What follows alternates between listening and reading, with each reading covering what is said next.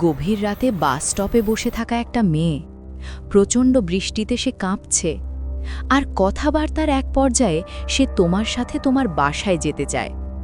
কিন্তু প্রশ্ন হলো, কেন? কি চায় সে? বাইরে তখন প্রচণ্ড বৃষ্টি। হিয়নমিন তার কথা শুনে একটু দ্বিধায় পড়ে যায়, কিন্তু মেয়েটা কাঁপতে কাঁপতে বলে, আমার খুব ঠান্ডা লাগছে।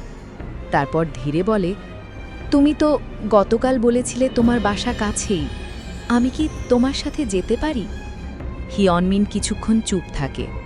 তার মাথায় হাজারটা প্রশ্ন ঘুরছে।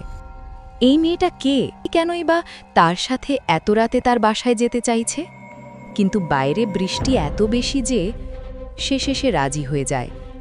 কিন্তু সে তখনও জানত না এই সিদ্ধান্তটাই হয়তো তার জীবনের সবচেয়ে বড় ভুল হতে চলেছে।